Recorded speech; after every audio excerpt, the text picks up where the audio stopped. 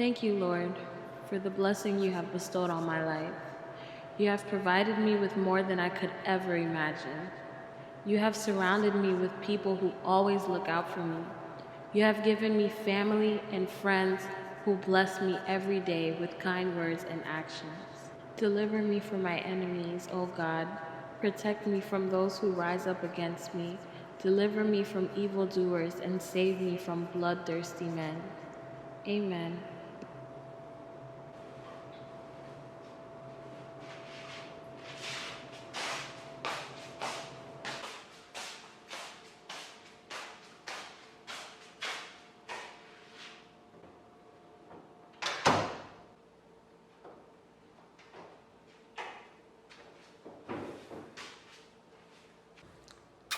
Hey guys, welcome back to my channel.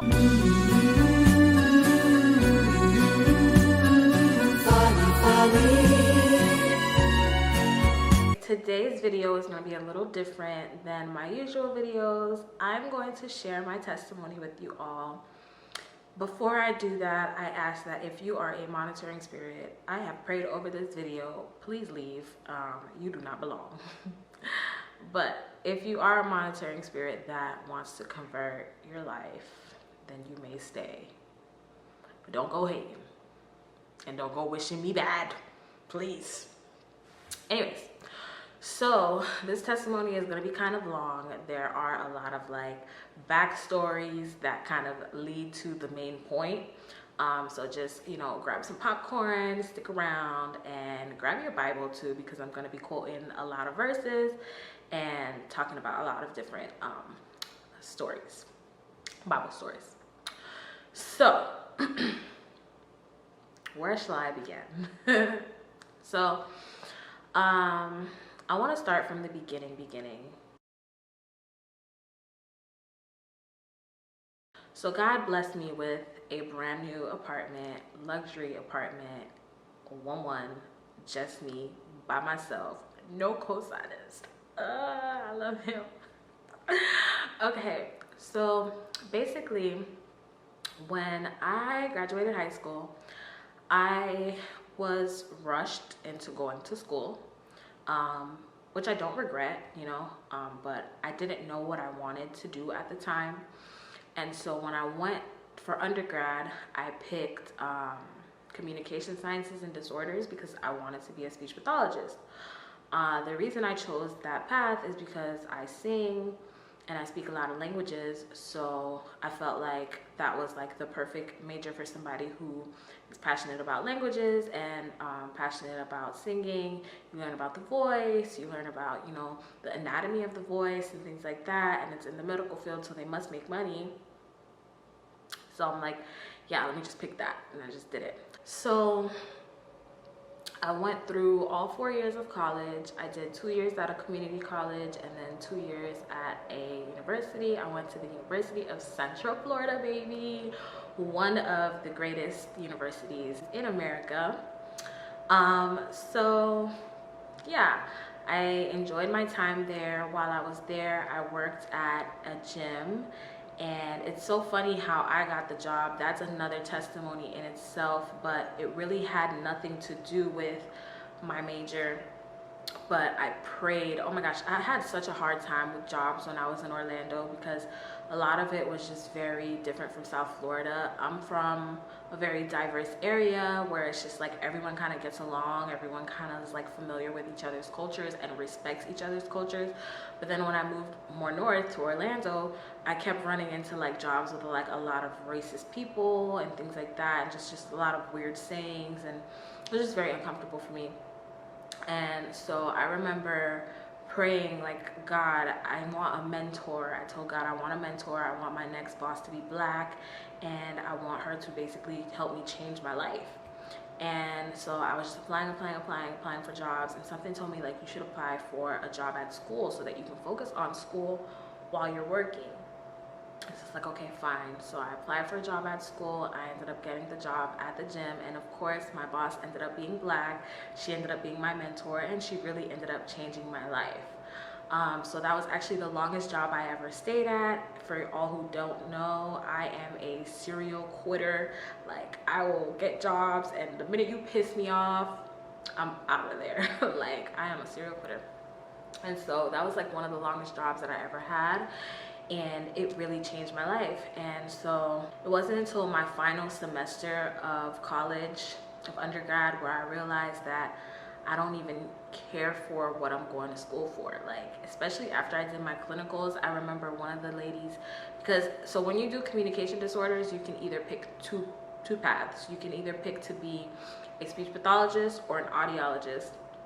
And so I realized I didn't like speech pathology, and so I was like, let me just go the audiology route, which is like the hearing doctor.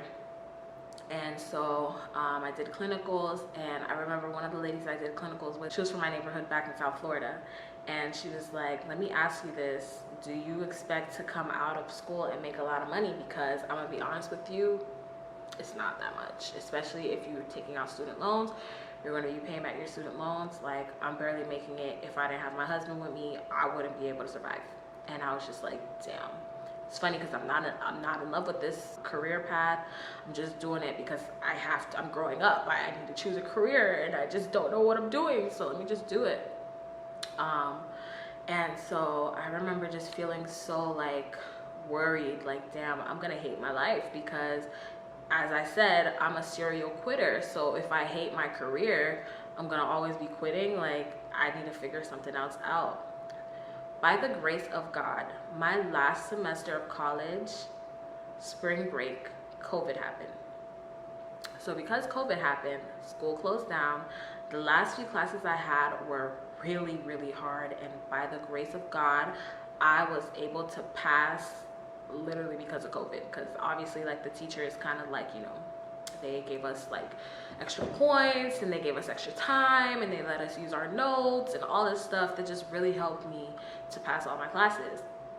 So I ended up graduating during COVID 2020 and did not walk the stage. Literally had my name on a screen. Congratulations, peace out. That was it. Mind you, I went over credits. So I owed the school $700. Okay, keep that in mind. So then, I know this story is long, but I promise the reason why I'm telling the story the way that I'm telling the story is because God's plan, his plan is already done.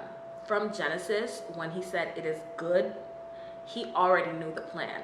You get what I'm saying? So like, throughout the journey, you're just like sitting there like, why is all this happening? But when you see the outcome, you sit back and you realize all of these was for this. And it's so crazy. God is so well calculated.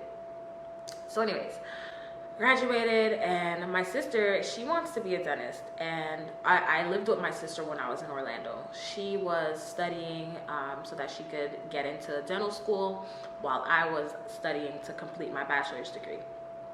So she ended up getting into this program that was in New Jersey, and she was like, hey Fanny, I got accepted to this program, but the only thing is I have to move next month. Like, it starts next month, so I'm gonna be out of here. She's like, I'll still pay for, you know, our last, because our lease was almost up. I think we had like 2 more months left on our lease. She was like, I'll still pay, you know, the last 2 months that, you know, we have to pay, but then after that, you know, I don't know what you're gonna do, but you gotta figure it out. And so like, I remember just feeling so heavy, like, what am I gonna do? I can't live with people. I'm not gonna lie, like, I shut down a lot. Like, I don't really socialize that much with people. My friends really get on my last nerves. So I can only imagine having a roommate. Girl. And roommates, they be spitting in people's milk, scrubbing toothbrushes and toilets. I'm good. I don't trust nobody. I don't want nobody in my space. Like, the only reason I lived with my sister is because she's my sister. I done lived with her my whole life.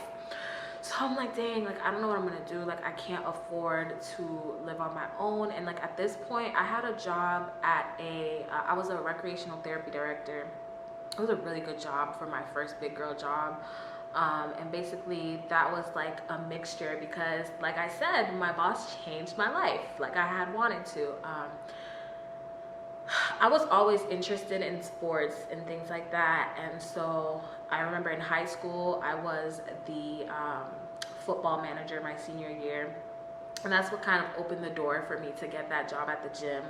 And when I was working at the gym, I was a sport club supervisor, and I was also the adaptive and inclusive program assistant. I started out with just being a sport club supervisor, but when my boss found out that my major had nothing to do with sports, she was like, I only hired you because I really liked you. Like, we were from the same neighborhood. She was also from South Florida, and I was black, and that was her first time hiring a black student.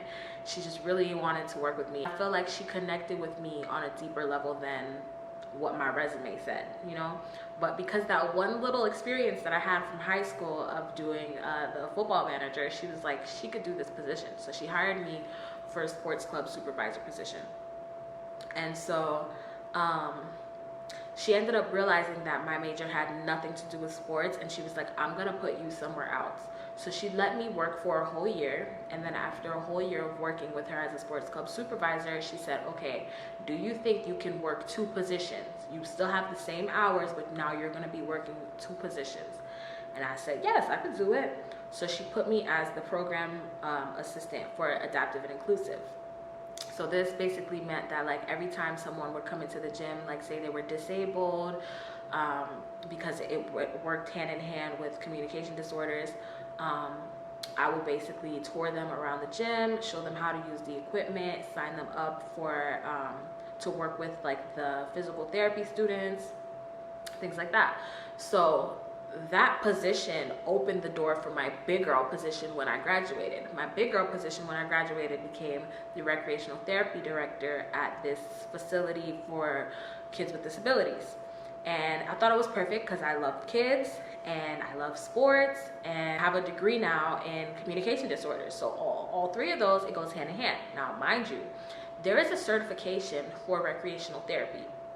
I didn't have that certification, but my boss actually knew the company that I had applied for. And so when I had her as my reference, they immediately called her like, hey girl, like, yo, do you know Fanny? She's like, oh my God, I love Fanny. Yes, that is my girl. Like, I promise she won't let you down. Like, she's great, blah, blah, blah. So they gave me the job.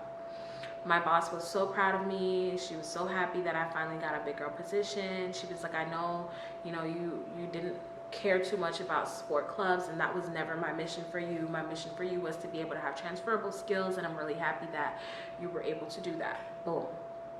So I'm so sad. I ended up losing contact with that boss, that mentor, because I don't know if she changed her number. I don't know, but we lost contact. But we still got each other on LinkedIn and Instagram. That's still my girl, even though I don't be talking to her like that. That's still my girl. She changed my whole life. I will always love her, and I will always mention her in my stories because she doesn't even know how much she impacted my life and how she was actually an answered prayer. And so, so I got the job, recreational therapy, and I hated it. I hated it so much. I hated it so much. And it was like a lot of like racist comments, it was like in the middle of Hicktown. It was really just not pleasant. The clients would say things, the employees would say things. I was just over it. But I ain't gonna lie to y'all, I love them kids. Like, it wasn't even kids. They weren't even only kids. There was adults too, but I call them my adult babies. Like, I love them so much. Every time I think of that job, I think of them, and that's the only thing that like puts a smile on my face. I miss them so much. But after my sister told me that she was moving, it was like, okay, I have to quit my job now. So I ended up quitting the recreational therapy job, and that's when I decided I'm gonna move back home. I decided I'm gonna move back home because I'm like, listen, you want to be a singer, you want to be an artist, you want to be a creative, you want to live your life. I was tired of like missing out on things. Like, my friends would go on trips and things, birthday trips. I couldn't come because I didn't have the money, because I have to pay rent, and this is while I'm splitting rent with somebody else. So I can only imagine having to do that by myself. Like, I'm not able to afford anything at this point. Like, I'm good. I want to move back home. I won't have to pay rent. I'll be able to enjoy my life. I'll be able to really sing and really do my art and really grow my business and all this stuff. I'm like, yeah, F that. I'm out of here. I'm moving home. So I moved back home to my mom's house. Moving back to my mom's house was very interesting, especially doing it without a job. So initially, the goal was not to work and to grow my business. And granted, I did grow my business. I did grow my business tremendously. I did pop-up shops. I was at a museum. You know, I've got recognized by a few celebrities. I've done a lot of things while I was back home. I worked on music. I did everything that I said I was going to do when I moved back home. However, a lot of things happened while I was home that just, I can't even go into detail without putting all my business out. But listen, it was just not healthy, okay? It was just not healthy for me to be home anymore. It was really time for me to go. But let me tell you why I think God brought me home. Like I said, I was able to grow my business, work on my music, do all that stuff. But also, before I left to Orlando, and I'm sorry that the story is like all over the place, just keep up, please. Just keep up. Before I left, I had a whole group of friends. Growing up, I was always very friendly. I always had a lot of friends. I was always in the mix, always in the crowd. And towards like 2017, end of 2016, matter of fact, end of 2016, I started to feel very like just weird. Like I had went through a really bad breakup, and I remember just feeling very alone. Like I was surrounded by people, but I would feel so alone. Like even in that relationship, like everybody would be at my house and everybody would be there and everybody would be in my presence, and I'd still just feel so alone. And I remember writing a whole bunch of stuff on Tumblr, and I wish I never deleted that Tumblr account, but it got really dark in my drafts, so I ended up deleting it because I used to use my drafts as like a journal. And I would just talk about how sad I was in that relationship and how I just felt like I needed to leave, but I was scared to be alone, but I already feel alone, and it was just really, really sad. But eventually, what ended up happening is that like my friendships, like, so I broke up with the boy, got out of that relationship, you know, was healing from that. And while I'm in the middle of healing from that, I'm still starting to feel other things as well. And I think breaking up with him empowered me, because I feel like I was so afraid to be alone. And after I let that relationship go, I realized that like I could let anything go. Like I will be fine. Like I will be okay even if I'm standing by myself. And so I remember, I remember just little things, little comments here and there, like little catty comments that, you know, a lot of the girls would say. And I was just over it. I didn't want to be around them anymore. And the thing is, we would hang out every day. Like every single morning they'd call me, hey girl, what you doing today? Okay, I'm coming over. Like I didn't have time to breathe. I didn't have space to breathe. I was like suffocated. Like it's like, okay, we're coming over. Okay, we're coming over. Or like when one of them would get kicked out of their house, bang bang bang on my window. You get what I'm saying? Like the next one gets kicked out, bang bang bang on my window. Like calling me all the time about their problems. Like everyone was just always calling me about their problems, just always in my face. And it's just like I couldn't even like grow. I couldn't grow because I was just like so surrounded and engulfed in everybody else's life that I couldn't even focus on my own self or my own life. And that time period is like fresh out of high school, you know, first few years of college, you're still trying to figure it out. Like it was just really like terrible. And I think what was a turning point for me was that I didn't have a car. I had lost my car. That's a whole nother story for a whole nother day, but I had lost my car, and it was a Toyota Corolla. It was my first car. And prior to that, I remember always giving everybody rides. I remember if you had car problems, call Fanny. Your mama got car problems, call Fanny. Like everybody call Fanny. Whenever you have a problem, call Fanny, because Fanny's not gonna say no. Like I didn't know how to say no at the time. Like I was just very available for everybody and unavailable for myself. And so basically when I lost my car, I remember like needing rides home from school or needing rides home from work, and like my friends would complain, and it's like the same friends that I was helping out when when they needed it. You know what I'm saying? When they didn't even have to, it got to a point where they didn't even have to ask. They would just tell, like, hey, I'm getting off at 8. You come pick me up? Not even, hey, I'm getting off at 8. Come pick me up. Like, it wasn't even on some can you come pick me up. It was like they knew I was going to say yes at a certain point, you know? And when it was my turn, it was like, oh, girl, it's so far. You can't take an Uber. Like, it was just always like a problem for everybody. Like, I just realized like no one was looking out for me like I was looking out for them. And so I was already feeling like, yo, I'm about to change my number and stop talking to a whole bunch of people. And I was like, I had my select few. I'm like, I'm gonna only talk to this person, that person, and that person. That's it. Everybody else getting cut off, right? And so we were like a whole big girl group though. That's the thing. But like in the girl group, there was like cliques. You know what I mean? There was like, it was cliquey. It was very cliquey. And I feel like I was like connected to everybody. I was like what connected everybody together because everybody would kind of like link up at my house. So I was like the one that everybody would go to. So if this one had a problem with that one, they're gonna come to me about it. So everybody's telling me about how they feel about this girl, how they feel about that girl, how they feel about this girl. You know what I'm saying? So I know everybody's real deep secrets about how they really feel about each and everybody, right? And so I'm taking all this in, and I ain't gonna lie, some of the things that these girls were saying was true. Like, oh yeah, this one's a hater. Oh, this one, she be in competition. Oh, this one this one that. All those things they were saying was true. So I'm taking this all in, and I'm like, yo, I don't even want to vibe with them no more. Like, you so right. I don't even want to vibe with them no more type vibe, right? So one night we go to a party.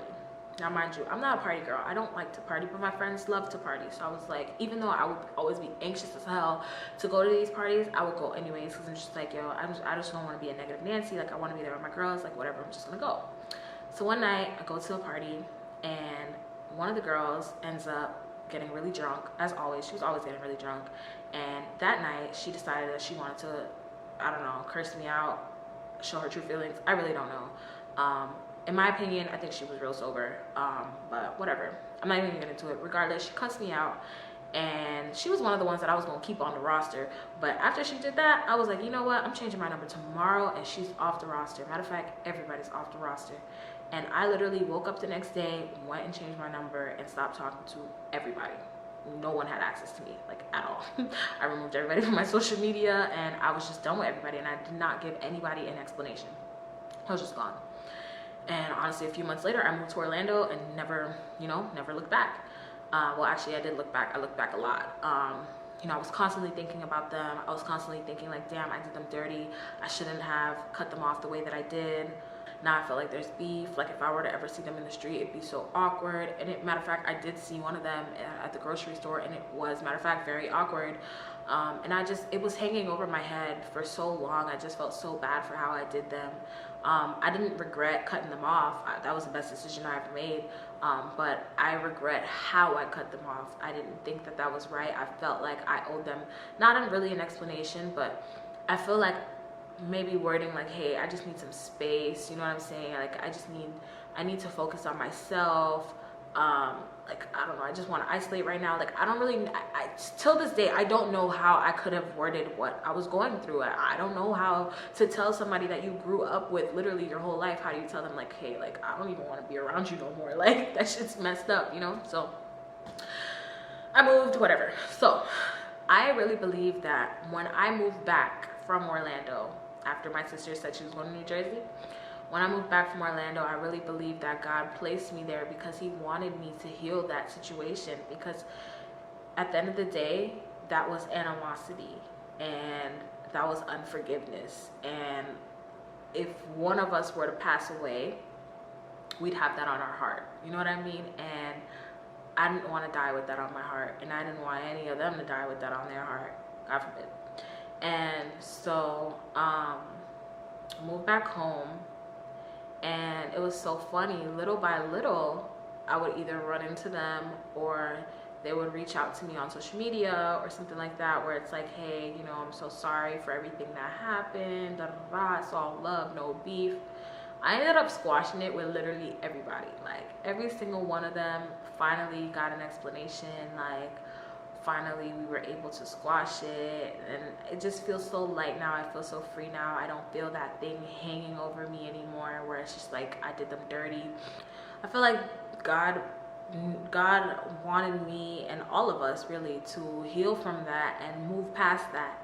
And so it was good to come home and, you know, handle that situation. So that was one of the things that I feel like God, one of the reasons why I feel like God wanted me back home. Now, this is where we start getting into the apartment situation. Now, so after a while, I think after a year of being home, my dad started to get fed up with me. He's like, girl, I don't care about you singing. I don't care if you bring me home $1 million. I don't give a F about none of that stuff. Like, you need to go back to school. You need a master's degree. A bachelor's degree ain't shit. Go back to school and finish so that you could be a speech pathologist, because you can't be a speech pathologist without your master's, or audiologist without your doctorate. So he's like, you need to hurry up and go back to school. Like, you're broke. You think this little business is going to do something for you. It's not.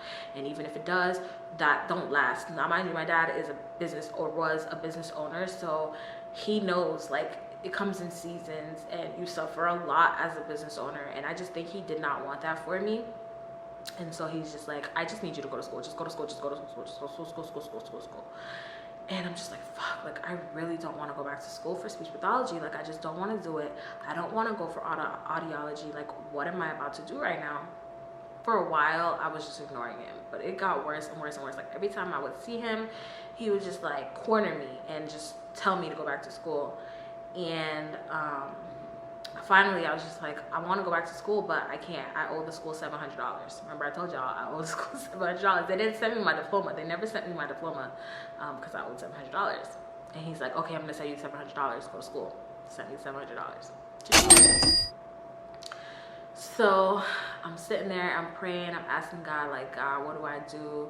I was looking for jobs. It got to a point where, like, my business was giving me money, but it wasn't enough to, like, really live the way that I thought I was going to be able to live, like travel and do other things that I thought I wanted to do. Like, I was barely able to afford the studio. Like, it was really bad. Like, I had just enough to pay my bills, pay my car. I was still paying for my car. So I ended up getting a new car. So after Toyota Corolla, I got a new car. I ended up getting a Nissan Versa. So just remember that. I had a Nissan Versa. So my business, it was doing enough. It was doing enough to pay for the bills. It was doing enough to pay for my car. It was doing enough to feed me. It was doing enough to pay for my websites and my subscriptions. But, like, literally, that was it.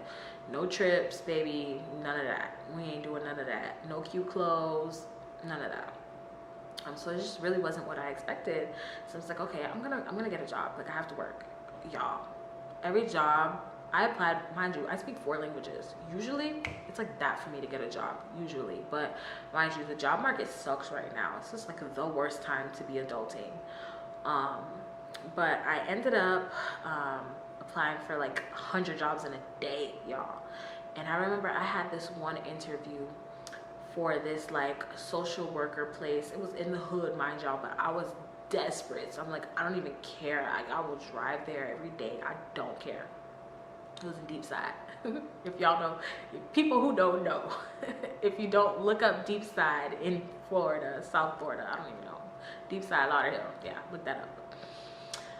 So it's just like, okay, I'm gonna go and I'm gonna go to the interview. And usually when I have an interview, I always get the job. So I'm thinking, okay, I got the job. In my head, I'm like, yeah, I got the job already. I'm already thinking, like, okay, every day I'm gonna have to drive there, whatever. So I'll get to the interview. Now, during the interview, she asked me, she said, okay, this is the last part of the interview. Can you say a sentence, a full sentence, in each of the languages that you listed on your resume? Y'all, why I blinked out? Why did I blink out? Now, mind y'all, I speak these languages on a regular. Like, I speak to my parents in French every day. We don't speak English to each other. I blinked out. I did not know how to say a little word in French. In Spanish, I speak to my dad in Spanish all the time. Literally all the time. I forgot everything. I blinked out and I was like, oh my God. I swear I speak these languages, lady. I'm blinking out right now. Creole, same thing. I speak Creole all the time to my cousins when we're telling jokes. Like, I blinked out. So of course I didn't get the job. She probably thought I was a whole liar. And I honestly think that was all a part of God's plan. God did not want me there. So I'm still, you know, jobless, still trying to figure it out. And I was working with one of my friends. She is a photographer, and I would like help her, you know, create content and things like that, or just like help her with her shoots and things like that. And that was really helping me stay afloat as well, like between my business and her. And like on downtime, I would work on my business, do like little drawings and stuff like that while we were in the studio and stuff. And that time was just really, really hard. Like I remember my entire family just being so ashamed of me, and I started like helping people with their businesses. Like I remember I would help my cousin, because all of my family and friends, they would see how well I ran my Instagram and how well I was doing with my own business, that they started to ask me to help them with their business. So everybody's like, yo, can you help me like do the marketing on my Instagram, like just post some reels for me, create my reels, whatever. So I was helping a towing company, I was helping a rapper, and I was helping a photographer. And I ain't gonna lie, I was eating good. That was keeping me afloat, you know what I'm saying? I was doing pretty good, everything was pretty good. And then I had got a contract too. I had got a contract with a school, and I was doing like I was being like their art teacher, but it was only one day a week. It was every Wednesday. And it got to a point where it was like, okay, well, because of COVID, now you're either gonna have to get vaccinated or get tested every Monday. And I was just like, I'm not doing that, so I'm gonna quit. So I just quit that job. And then I was only doing the photography, and the rapper stopped rapping. So it was just like, okay, well, I'm only doing photography and the tow company. And then the photographer ended up like moving, and the tow company ended up going with another marketer because they offered like digital marketing, they offered social media, they offered a lot more than I could. And so it was just like, okay, now I only have my business to survive off of. And it was just like F-U-C-K. Because I was doing all of those marketing things for everybody, and everybody's constantly asking me how I do this, how I do that, how I do this, I was like, you know what? You should go back to school for marketing. Your dad's always telling you go to school, go to school, go to school. You should just get your master's in marketing. And I was like, okay, I'm gonna do it. I'm gonna do it. So my dad, remember, he sent me the $700. So I call UCF, and I'm like, because I can't apply for the next program without my degree in hand. And I needed a transcript. So I'm like, let me call UCF and ask them, you know, if I could pay, so I could get my degree and I could get my transcript. Y'all, tell me why I call UCF and I'm like, hey, I'm just calling to pay my outstanding balance so that I can receive my degree. And she's like, hold on. You don't have an outstanding balance. I'm like, yeah, I do. I have one for $700. She's like, I don't see it here. Bitch, what? Mind you, my daddy already sent me the $700, okay?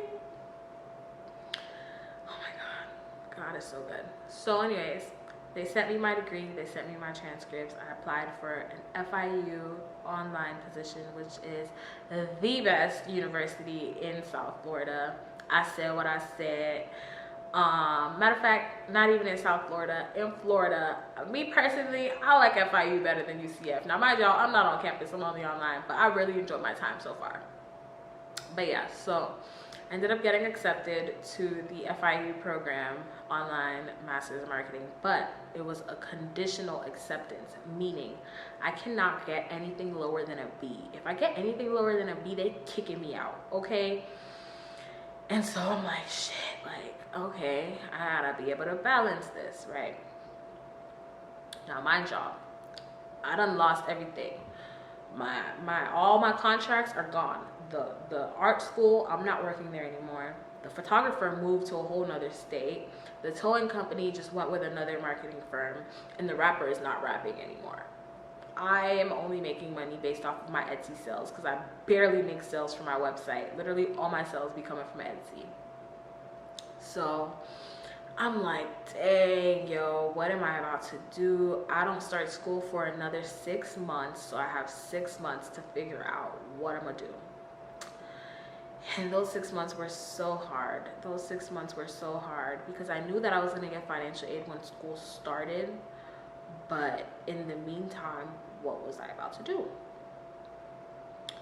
Backtrack, backtrack.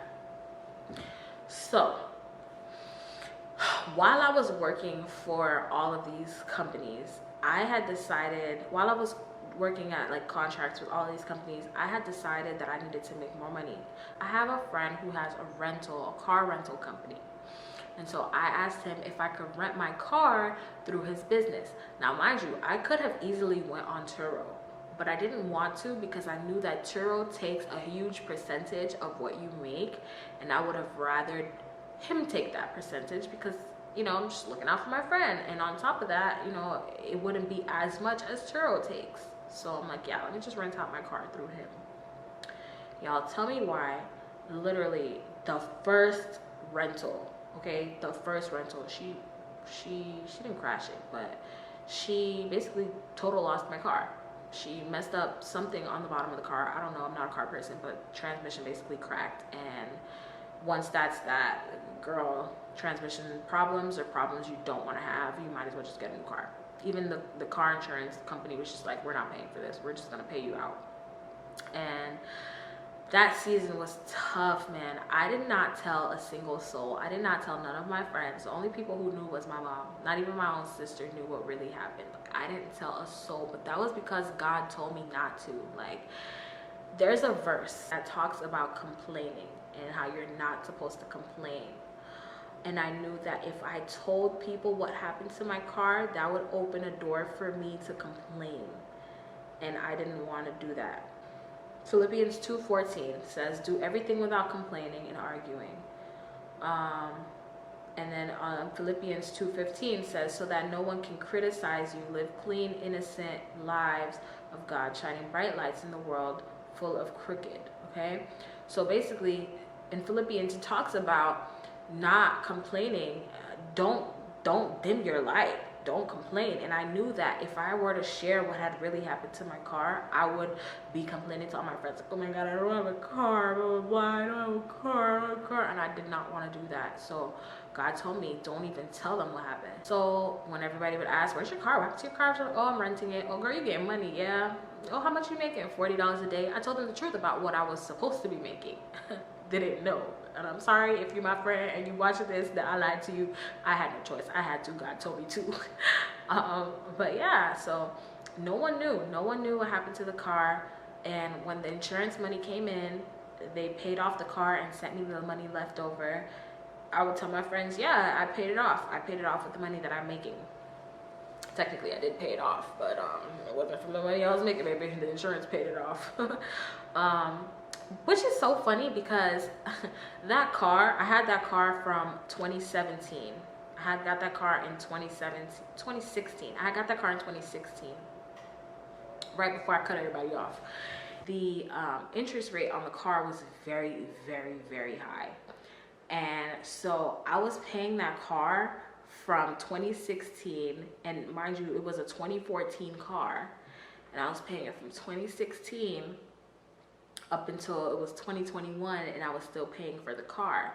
And at this point, the car wasn't even cute no more. Like, the car was a booty car. It didn't have nothing, no reverse camera, no you know, where you can see what your song is playing, no CarPlay, no screen, none of that. Okay, it was a booty car. It didn't even have mirrors on the little, whatever the sun blockers, it didn't have mirrors. Like, the car was like literally minimal, a very minimalistic car, but I'm paying almost $400 a month on this car. And it's just like, it's been so long and I still had so much more to go. I think I had like $5,000 more to go to pay. And my lease term was about to end that December, right? Now, that's another reason why I started renting out the car, because I was just like, I need to pay off this car, and the lease term ends in December, and if I don't pay it by December, they're gonna repossess the car or refinance the car, and I just don't want to have to be paying all this money for this car when I don't even care for the car no more. Like, I really want a new car, if we're being honest. So that was kind of what pushed me to rent out the car in the first place. And so it was great that the lady ended up crashing the car, because I ended up you know, not having to pay it off. I ended up the insurance ended up paying it off before the lease term ended. So now I'm carless. I got $1,000 from the insurance company, and I'm telling all my friends that I'm renting my car. I'm not renting my car. My car is gone. So I went almost 2 years. I went almost 2 years without a car. I lost the car in November 2021. I had moved home September 2021. I went almost 2 years without a car. Everybody's looking down on me. My family's looking down on me. You don't even have a car. You don't have a job. What are you doing with your life? Why the hell do you have this degree if you don't even use it? You're working for this person and that person and this person and that person. You need to get a job. You need to get a career. You need to get your life together. Blah, blah, blah. You look a mess. Y'all, I couldn't pay to get my hair done, so I was like doing my own hair, but some weeks I just didn't have it in me. I was exhausted. I couldn't do my hair, couldn't do my nails, couldn't do shit. I looked a mess. I felt a mess. I didn't have shit, okay? I didn't have shit to my name.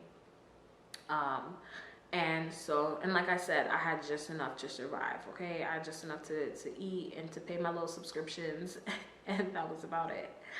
And so God, I'm just thinking about that time. So many things happened. If I sat here and explained every story that happened throughout that time, we'd be here forever. So I'm not even gonna do that. That story is just for another day. But just know that I suffered, okay? I suffered a lot without having a car and a job. And it got to a point where it was like, now I can't even go and get a job anymore because it's just like, I don't even have a car. So I can't go anywhere. I have to only work online or work it out with my mom and borrow her car. Oh my God. So that time went on for a really long time. And I remember just one day feeling really, really fed up. Like, I was just like, it felt like it was gonna go on forever. And by this point, I had already knew like, okay, I really like marketing. I really like helping other businesses grow, and I really want to learn how to make my own business grow. So I got into the FIU program, like I said, and I was at this point just waiting to start. So finally I started, and I was getting financial aid, and that really helped me a lot. I was finally able to, like, pay to get my hair done, and buy myself some cute clothes and just do little cute things for myself, take myself out here and there. But the money did run out every semester, so it's just like, I need a real job. Like, I need a real something. And home just wasn't pleasant anymore. Like, I really wanted to move out. Especially, like, if you've lived on your own before, when you move back into your parents' house, it's so dreadful because you're just like, oh my God, like, I don't want to be here. Like, I need my own space. And so it's just like, especially I'm about to be 30, like I'm really knocking on 30 and I'm still living at my parents' house. Like, it just don't make no sense to me. Like, I'm ready to go. My family ended up moving with the Biden administration. My family ended up moving from Haiti, which I absolutely love them so much, y'all. That is my people them. But because they moved in, we only had one car. We only had one car, my mom's car, and it just wasn't enough, especially because I had started school around the same time that they had moved in. It was really hard because it's just like, if I go to study, I have to cut my studies short to go pick up my mom from work, and you know what I'm saying, and then go back to studying. And then if they need the car, I have to study at home, and studying at home is like physically impossible. Like, I can't focus. Like I just start doing other stuff or whatever. Like, it just wasn't working out. So eventually I was just like, okay, I don't know what I'm about to do, but I gotta figure this out. So I called my dad, because one thing about my dad, he don't like to hear complaining at all. Like, if you got a problem, we're gonna figure out a solution ASAP.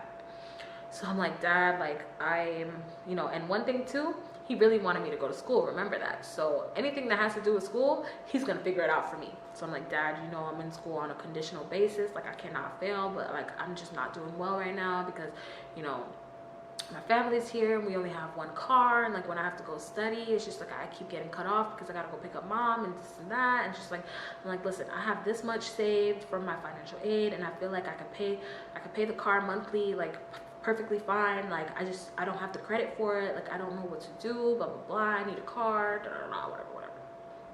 He's like, okay, give me about 2 days. I'm gonna give you an answer, because I don't sleep on problems. I hate sleeping on problems. I'll give you a solution in 2 days. I said, okay, bye. 30 minutes later, he sends me a picture of my new car. He's like, do you like this car? And I'm like, I love it. He's like, okay, I'm gonna send an Uber to your house to come get the car. So I had to quickly leave Starbucks with my job. I'm in the middle of studying. I had to leave Starbucks. I had to drop off the car to my mom's house. To my mom's job. Go home, and then the Uber picked me up from my house, and we went to go get the car. He paid for the down deposit, thank the Lord, and the car is under my name. And I am so grateful that he did that because my credit score went up 200 points.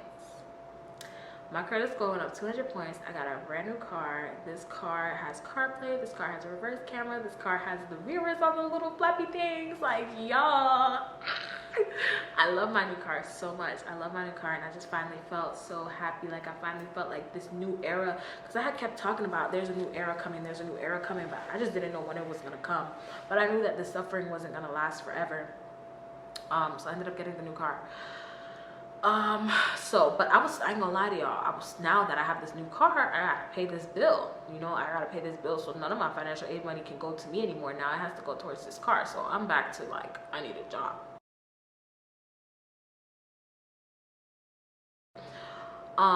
So God told me to read Job. God told me to read Job, and I was reading Job, and Job took me forever to finish. And the reason why it took me forever to finish Job was because I feel like I was in the middle of suffering, and Job's suffering reminded me a lot of my suffering in that moment, and just hearing him complain about how he felt about his life was kind of how I felt about my life. Like, and so it's just like, it was just really dreadful. It took me months to finish that book, and that book should not take months to finish. You could finish that maybe in a week, maybe 2. It took me months to finish that book, and I think it was just because I was like, I don't want to read this. Like, I hate this for him, and I hate this for me. Like, I hate this. And I'll be lying if I sat here and told y'all I have faith. I have faith. Don't get me wrong. I have faith. But I'd be lying if I told y'all that I wasn't complaining and that I was patient and I knew that God, nah, y'all, I complained, okay? I complained, I cried, I contemplated. Like, I hated life, okay? I hated everything that had to do with life. I was just over it. I felt like such a failure. I felt like a loser. I felt like a bum. Oh my God.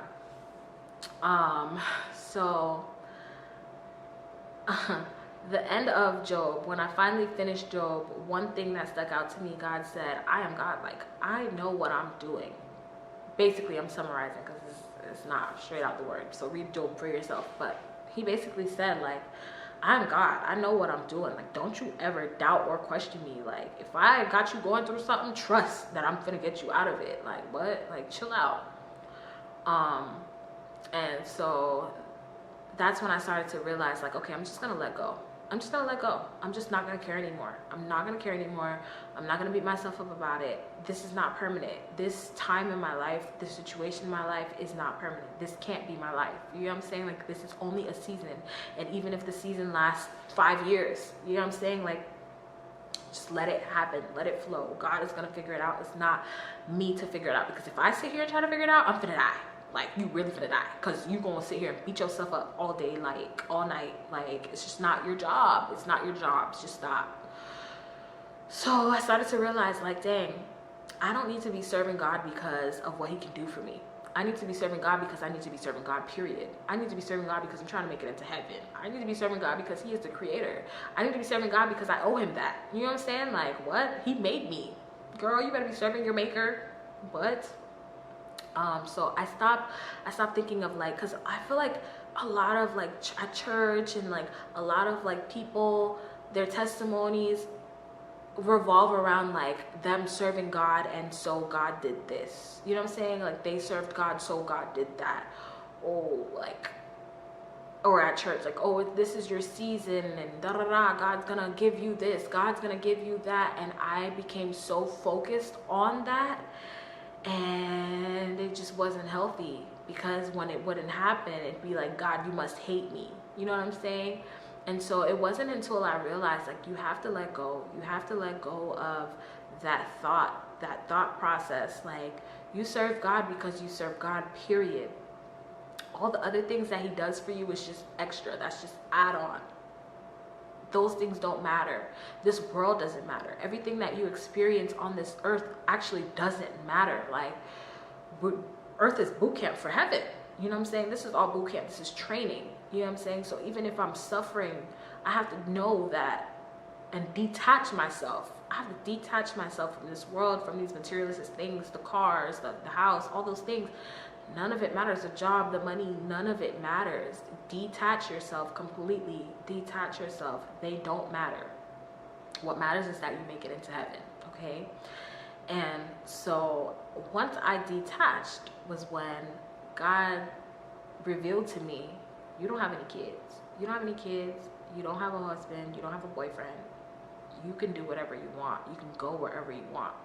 And now you're in marketing. You're in a whole new field now. Start looking for jobs again, and don't limit yourself to South Florida. Go and explore. I've always loved the NBA growing up. I always loved basketball. So I decided that I was going to apply to do a marketing position in the NBA.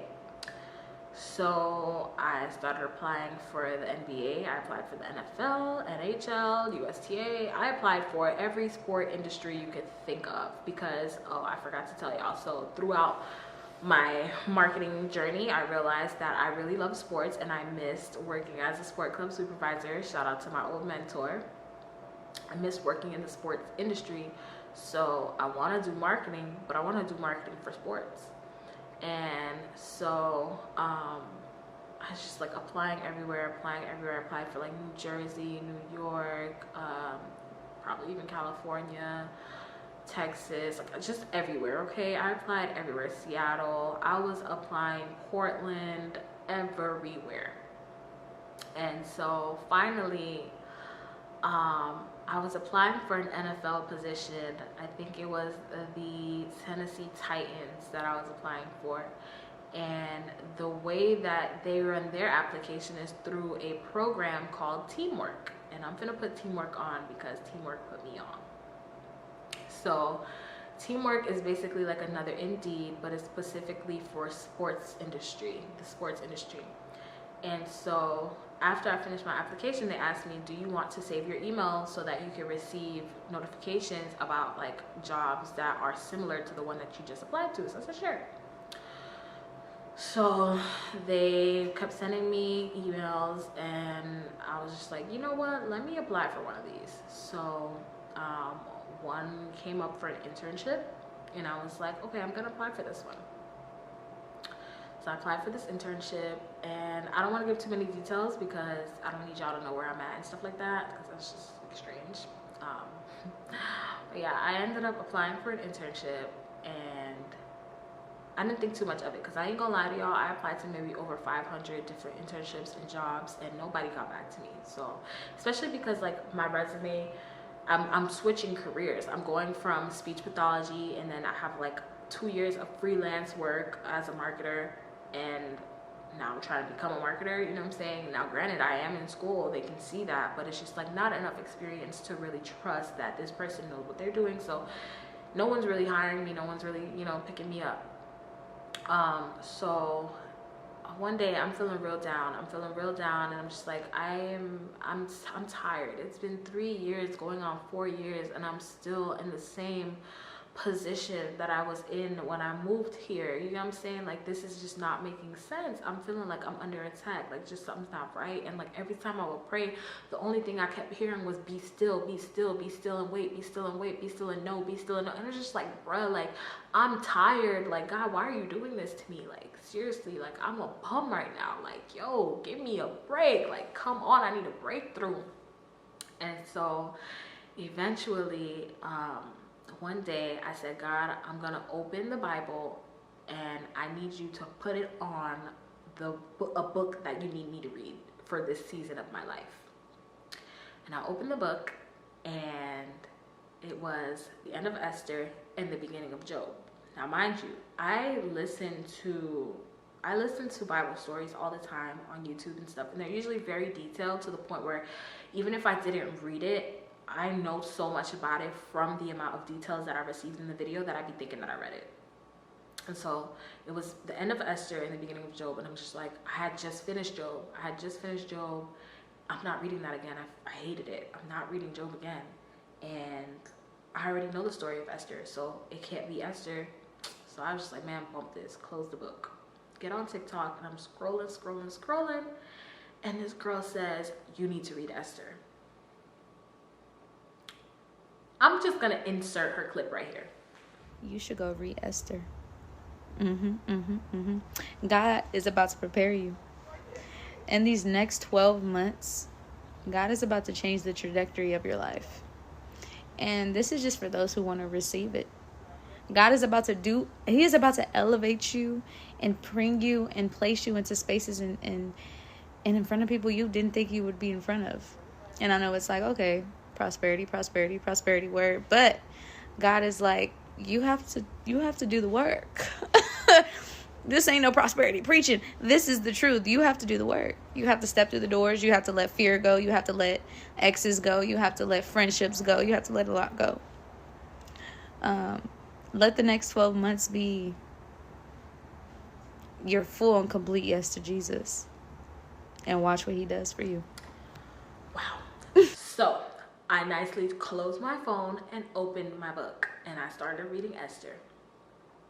So, mind y'all, I was broke. I didn't have no money and I was hungry and there was no food at home. So I called my mom and I told my mom, bring home food from work. My mom is a chef. So I told her, bring me home some food from work. Read all of Esther. My mom still never came home. But something that stuck out to me in Esther, and I want you guys to read it for yourself if you haven't already, but something that stuck out for me in Esther was that when she realized that she was going to be the one to have to save her people, she asked that everybody fasted for 3 days, morning or night. And so that's exactly what I decided to do. I knew I needed a change, so I said, I'm going to fast for 3 days. And it said morning or night, and I hadn't eaten all day because I was waiting for my mom to bring me food. So I said, technically, I already fasted all morning. Now, mind you, my mom was on her way home. The road was blocked, okay? The road was blocked, so she ended up having to take the long way home. She didn't get home till 6 p.m., which starts the nighttime. So I didn't eat till about 7. So I was just like, okay, day 1 done. I already fasted for the first day, you know what I'm saying? So I might as well just do 2 more days. It's like, all right, fine, I'm gonna fast for the next 2 days. So I did that. And another thing too, I didn't tell anyone I was fasting. I didn't tell a single soul that I was fasting. I kept it to myself. Because in that season, I just felt like everything had to be done quietly. Do it very, very quietly. Don't tell a soul. So I didn't tell anybody. And I fasted for the 3 days. Guys, on the 4th day that morning, I got an email from the company that I had applied for the internship, and they told me I got the job.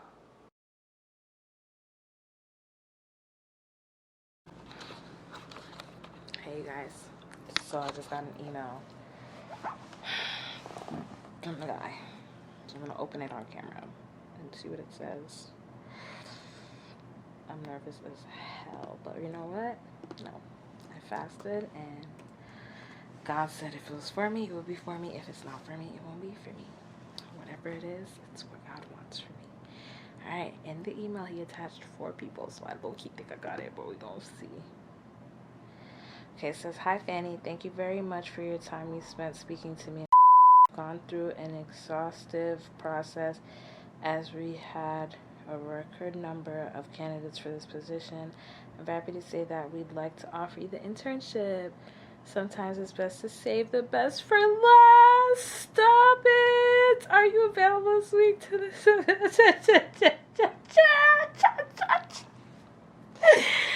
you available this week to discuss logistics and next steps? Oh God, please let me know sometime that works for you. Congratulations. I'm very excited to have you part of it. I have to call my dad. I have to call my dad. Hey, Dad. Ça va et toi?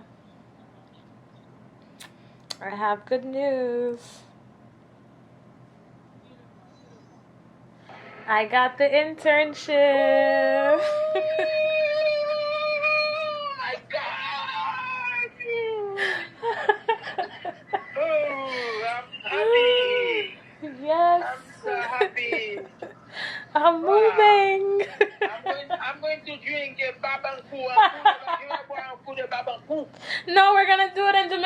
public together. Wow, wow, wow. Oh, Ça fait du bien. yeah, I got it. Yeah. I got Voilà, it. voilà. C'est bon, I'm c'est bon. moving, I'm moving, I'm moving. Voilà. But now I have to look for apartments. Better call my sister. Call Julie. This is Jill. Her phone's on stop. Call again. Call Julie.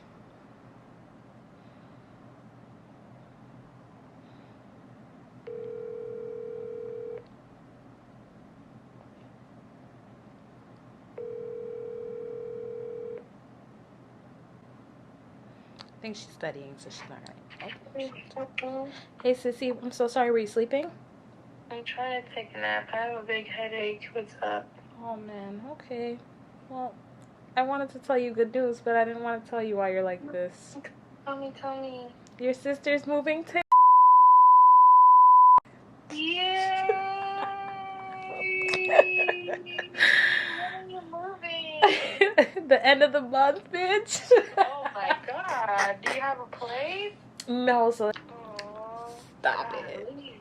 Stop it. I'm gonna be on my own and it's fun living. Oh, sorry, you have a headache. I'm so sorry. I'm so sorry. It's okay. Hey, Mom. How are you? I'm good. I have some news to tell you. Julie said I'm pregnant.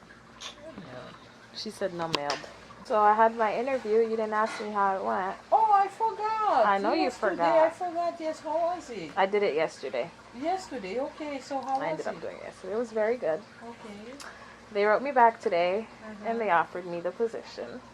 You're kidding me. Yes. I have to start at the end of the month. Okay. And remember, I told you the location is not here.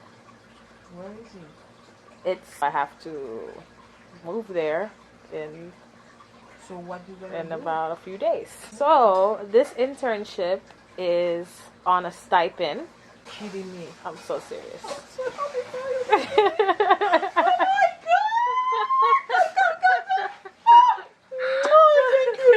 You kidding? It's true? It's true. It's true. I know I'm gonna miss you, baby, but I'm so glad. I'm so happy you're leaving. No, I'm gonna be so sad you leaving me. But I'm gonna be so happy you growing up. Yeah. You growing up, you're gonna be by your own. Ah, thank you, Lord. No, they can pay everything for you. Yeah. Your dad know already? Yeah. I told them. I forgot to tell y'all I had the interview, but yeah, I didn't think anything of it because I did other interviews that didn't take me. So I was like, this is just another interview that might not even take me because I don't even have the credentials. Guys, I got the job. Now, mind you, this internship is not close to home, okay? It's on the coast of Florida. It's basically on a little mini island next to Florida. It's still Florida, but you gotta take a bridge to get there. And I have to move there. And they pay for everything. They pay for your housing, they pay for your food, they pay for your bills. And all you gotta do is come to work. And yeah. I just got a new apartment. Like when I tell y'all, I'm still in shock, okay? My first day is tomorrow. I haven't even started work yet. I don't even know if I'm gonna love it or not. I'm gonna be honest with y'all. But God, okay, so even after that, after I realized I got the job and he told me like, okay, you know, you're on a stipend and this is how payment works and things like that, whatever. After we discussed everything and I agreed that I would, you know, I want the position, I had to start looking for apartments. And I just remember that night when I got home, I could not sleep. When I got home, I could not sleep, and I was just thinking about like, are they gonna approve me? Is my credit good enough? Like, I'm just thinking all this stuff. I'm even looking up on ChatGPT, like, yo, how much does this apartment require for their credit? Da da da da. I'm all over the place. But God was like, I ended up falling asleep, but then I woke up at 4 in the morning, and God was like, go watch your sermon. Go watch your church's sermon from Bible study, last Bible study. Tell me why last Bible study was the study of Esther. Was the study of Esther. And so they were basically studying the story that I had already read without knowing that they were going to be reading it. And that Bible study made me realize this move, I'm being placed here. I'm being placed here for a reason. There's something that I'm going to have to do while I'm here, and I don't know what it is yet. But the same way Esther was placed in that situation, I am going to be placed in this situation. And I don't even know if it's going to be pleasant or not. Knowing me, like I said earlier, I'm a serial quitter, but I can't quit this one. I can't quit this one. I'm going to have to thug it out, because whatever it is that God wants for me is here. And I don't know what that is, y'all. But I know in my heart and soul and bones that is something. It's more than just getting a new apartment that I don't have to pay for. It's more than that. Like, so much more than that. Another thing that I find funny is that right before I got this internship, I remember coming across a YouTube video that said, I got a new apartment, no payments, no job, God did it. Something like that, basically. I'll link her in the description. But I remember thinking to myself, man, God would never do that to me. Like, she's so lucky. God would never do that for me. Like, I don't even know how people even do that. Like, is that even possible? The same God who she serves, I serve. The same God who did it for her, did it for me. That means the same God who did it for me can do it for you too. I promise, I kid you not. God gave me a whole apartment that I do not have to pay for. What is this? Is this real life? Mind you, I'm a beach girl and I'm literally 10 minutes away from the beach. Like y'all, I am screaming inside every day. Every day. My apartment is beautiful. It's a luxury apartment. Like, I am in so much shock. I cannot believe this is my life for real. But yeah, y'all, it has been a journey and the journey is still continuing.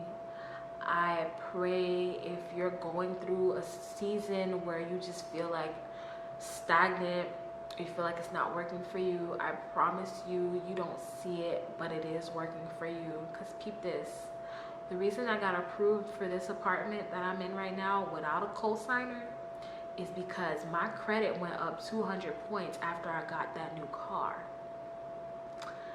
I got that new car because that lady that I rented my car to crashed my car.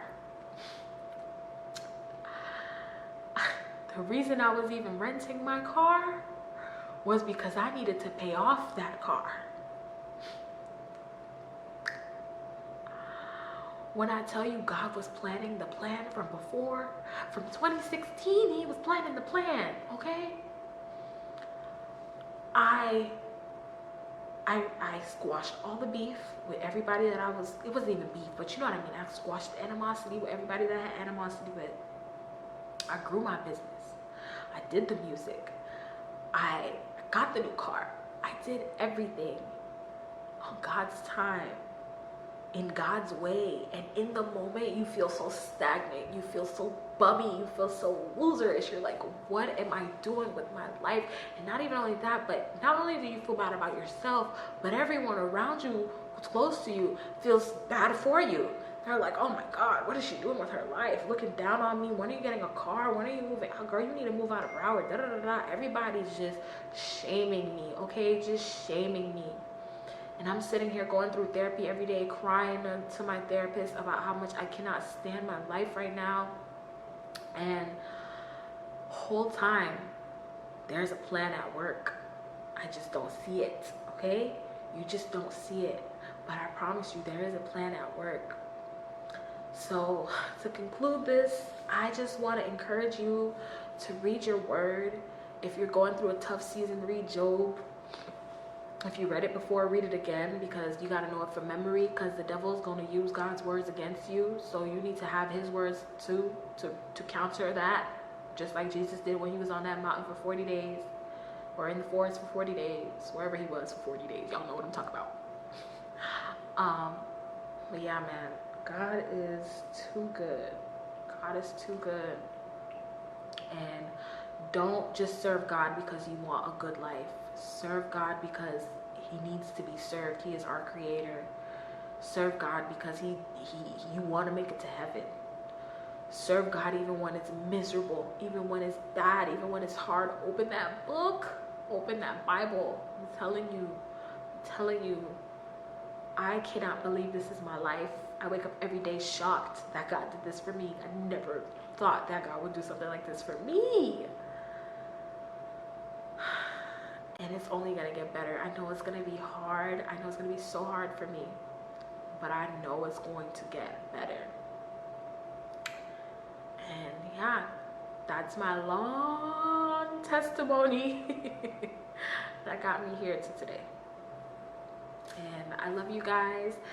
Thank you so much for watching if you're still here, and stay tuned because we're gonna be coming up with cooking videos, and we're gonna be doing a lot more like home decor. I do have a bed. I know y'all saw me come out of my mattress, but I do have a bed in my room. It's just that I don't have a box spring because I moved here with my mama car and my car, okay? And no moving trucks, no movers, baby, because we barely had the funds, okay? Because we had to pay for other stuff. So I have a registry, and my mommy ordered me a box spring, so it's coming in real soon. So I will be sleeping in my bed finally. But yeah, as I start to furnish the apartment and I start to do things, I will definitely share with y'all. So stay tuned. We're gonna have a lot of like apartment videos and cooking videos and weight loss videos, because now I can focus on my health, which is like one of my main focuses right now, is my financial health, my mental health, and my physical health. So we're gonna get right, and I'm gonna take y'all with me, and it's just gonna be an amazing journey. It's not gonna be easy, but I'm going to be as transparent as possible. If you're a monitoring spirit, I pray that you heal and that you get inspired by my videos instead of hating on me, instead of wishing bad on me. I pray that you can get inspired and want to better yourself as well. And I have to say that because I have a lot of monitoring spirits, which is one of the reasons why I deleted my Instagram, which eventually I will get back.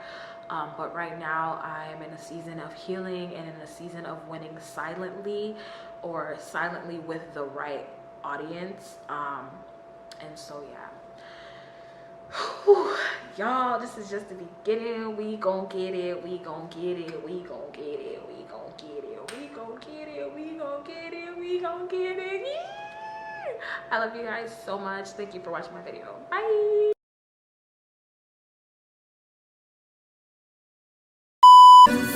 Funny.